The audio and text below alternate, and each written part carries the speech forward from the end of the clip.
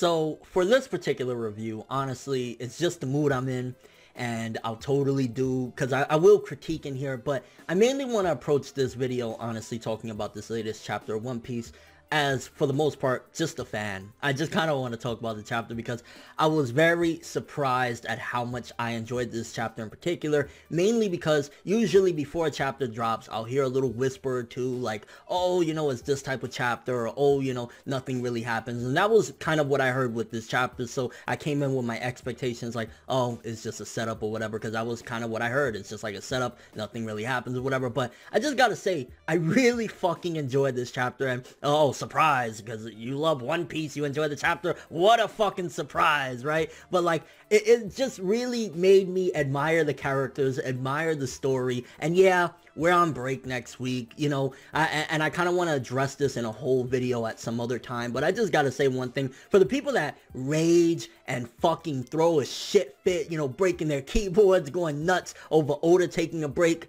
you need to understand one big thing.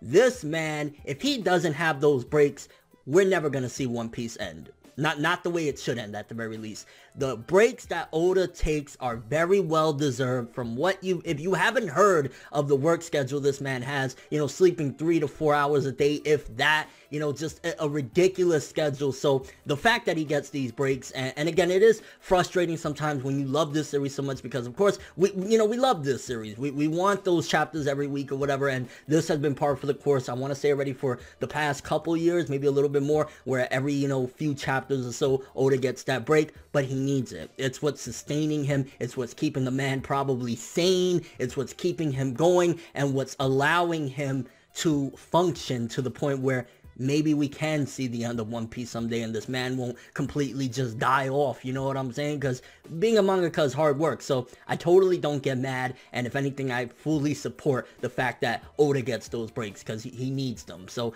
just wanted to throw that out there. But let's start off, I want to talk about Capone. Like, I love the mafioso shit, and I love how he's still trying to keep the plan together, even though the Straw Hats are fucking being, you know, just lazy shits. They're sleeping in there, which even Jinbei kind of said, yo, they've been through some hell, which is good too, because Luffy, he been through the fucking ringer in this arc so far, so he needed that good shit, so Luffy will be refreshed, and that's probably hinting that some serious shit is gonna go down. I mean, we already know serious shit is gonna go down, but I'm imagining there's gonna be some very big fights where we're gonna need Luffy to be 100%. He can't come in there like, oh, you know, tired and shit like that, so let him get some rest or whatever. But like, just Capone's dialogue sometime, when, you know, they chopped up that little board that said, ooh, mama, like, you know, about to rat on them and shit like that, and Capone was like, loose lips sink ships. I'm like, oh, I love Capone. I love One Piece, but I love Capone. You know what I'm saying? Like, he's just such a fucking cool ass character. And again, prior to this arc, I wasn't the biggest Capone fan. I thought, oh, he has this mafioso little quirk to him or whatever. Don't really care for him that much. This arc has really opened up to this character, and I think throughout the remainder of One Piece, we will see a lot of the worst generation coming in. Like, you know, we dealt with Law for a while, and it was a blast and stuff like that, but we put Law to the side for a bit. Now we're dealing with Capone. We're getting to see more of his character, and I think that's probably, again, what Oda's gonna do. We're gonna dive more into these characters that we got a pretty decent idea about them, but now seeing them in action and seeing them doing cool shit like this is like, I like this, and I hope Oda continues to do this when we get to Wano, and we see what the fuck happened there with Kaido and stuff like that. So many interesting things there. So, Capone continuing on the plan. Yo, how are you not just, I don't know, I find it hysterical. Fucking gangster Gastino in the house, bro. Like, I love how Caesar's trying to continue on. He's like on the creep. He's definitely like a more wiser, but then at the same time still as stupid as Buggy. It's like if Buggy is in the story right now, but is not Buggy, and he does have his own little quirk and his own little motifs and shit like that. So it gives me that Buggy feel that I really like. This, that stupid, goofy as fuck, coward as shit, but yeah, he's more intelligent. And then this chapter, something that I was really excited about, I thought we would have to wait a long time to actually get a glimpse of what's going on here regarding Mother Caramel. Because I thought, again, it'll be a while. This is an important figure to Big Mom, but Oda at the very least, even if it was just, again, because in essence, it was a simple setup, getting ready to go in, okay, the wedding's about to begin. Sanji's there, Pudding's there, everything is set, the stage is set by the end of this chapter. It was a setup, but we get golden nuggets. Like, we got to see, you know, Mother Caramel. And I analyzed a little bit of Mother Caramel's picture because just see, hey, can I get anything out of looking at this picture? She kind of looks like maybe she was a nun, but at the same time she's like smoking a cigarette. So maybe this was the beginning of Big Mom. Maybe Big Mom's history was she worked at, like, you know, a church or something like that, and she was under Mother Caramel and something horrible happened and she ended up eating Mother Caramel. Like, I think there's definitely, it's clouded in disaster whatever happened with Mother Caramel. It's very important to Big Mom, and I think, again, like, look how pissed off she got in this chapter. When somebody just tried to pry a little bit, she started getting insane. Don't you dare try to get into my memories and shit like that, when she's like, ah, yes, this is our mother, and then goes bonkers. So this woman, whatever it is a huge key to Big Mom's past. Obviously, it's a huge connection, and I really can't wait to actually see what happened in Big Mom's past to make her this way, you know, get the eating disorder. I'm imagining Oda has it really nicely crafted that maybe Mother Caramel's death, you know, resulted in Big Mom getting this eating disorder, and then one thing led to another of her trying to be the king of the pirates, and so many different things like that. Like, I'm really excited, and again, I'm coming into this video more so I just want to be a fan for just, you know, just this video, you know what I'm saying? I really want to just talk about everything that I enjoyed, because I had a great time with this chapter, and it wasn't really anything special in particular, but like, just getting the photograph of Mother Caramel just made me like, damn, it's just Oda, what you doing, Oda? Like, you gotta be excited about a fucking picture, Oda? Like, yo, I see you, Oda. And of course, the setup of what happened in Fishman Island, I love when Oda does that as well, like bringing back the treasure box that has the bomb in there, and I think that's going to play a big part as well, because Oda's, again, setting little pieces together. If one thing, because, you know, they have the plan set up, which I don't remember if Luffy and the rest of them are still, you know, in the loop regarding that box, or I don't even know if they were in the loop to begin with regarding it having, you know, bombs and shit like that. But worst case scenario, at the very least, maybe that bomb can go off and it could fuck up the picture of Mother Caramel, and that could be the trigger to make Big Mom, like, you know, weak enough so they can hurt her, something along the lines of that, because she says she's gonna wait till after the ceremony. So let's just say everything goes to shit, the ceremony kind of sort of starts to happen, and then Big Mom just opens up the box. She's like, okay, now that, you know, we got everything on check, I want to open up the presents now. That could fuck her up and get her weak enough so they can hurt her, depending on, again, how Capone's planning on playing it. Because, like I said a few reviews ago, I don't really see Capone being straight down the middle, like, yo, we're gonna do this. Like, why the 3 missiles, Capone? Like, I think he has some very nasty stuff. And I mean, we got some fucking big players from last week's chapter, Dogtooth, and then, you know, the mother's daughter, Big Mom's daughter that is there. She's what, almost a billion berry bounty as well. She's really close to that. Like, yo, we have some very heavy hitters, so it's not gonna be easy. Even if we take down Big Mom, we got Dogtooth, which he could totally fuck shit up to begin with because of his powers. We got her daughter. We have so many different people. Let's talk real quick.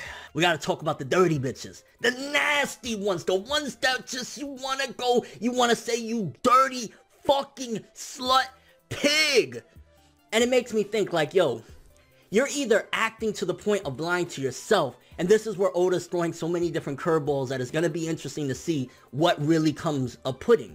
Because she's right there, even in her head, pulling a, like, Sakura from Naruto. And I hate to, you know, bring the comparisons because people get all fucking crazy about that shit. But, like, you know how she would have the inner monologue that would just be raging or whatever? She's having the inner monologue raging of, like, this disgusting pervert, want to kiss me in the mouth, get away from me and shit like that. Which, by the way, Sanji, I know the pussy looks good, the pussy, you want that shit. I get it, Sanji. I totally understand, bro. You just want to fuck the shit out of that fucking pudding. You want to stick your dick in the pudding.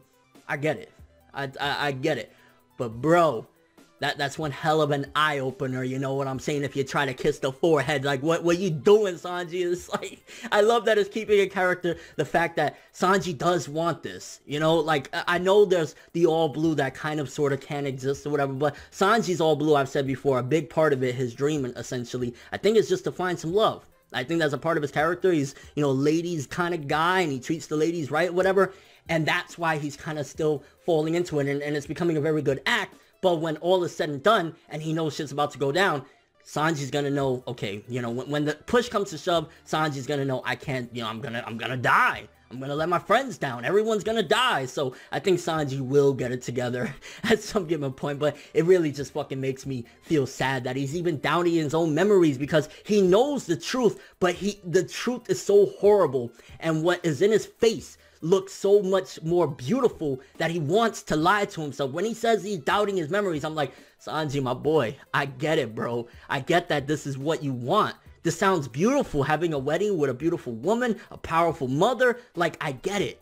But it's really tragic in and of itself. It's a small tragedy that's kind of contained, and, you know, it's not really ripping out your emotions. But it does for me, because I could see it. And, like, I feel bad for you, Sanji. This was supposed to be the year of Sanji, or last year and this year, whatever the case may be. And it's like, it's been a year of tragedy for the poor dude. And it's like, Sanji, bro, we got you. The fans got you right now, okay? And I love just the way the chapter ended as well. The blood-drenched wedding begins, and you see Capone's like, yo, Sanji, you're getting a little too into this role right now. I think when all said and done again, Capone is gonna fuck people over. It's not just gonna be against Big Mom, and I can't wait to see it go down. But honestly, for a setup chapter, on an enjoyment level, which is what I really wanted to approach this video with, I had a fucking great time. I love the little subtleties. I love the little foreshadowing, and it was like, this is the One Piece I like. I love it. And, you know, critically, it was a good chapter, good setup chapter, you know, 7 out of 10, 6.5 to a 7 or whatever. So, yeah, that's what I would give it score-wise on the critical aspect. It was like, it wasn't the biggest thing, but it did have a nice couple of setups. And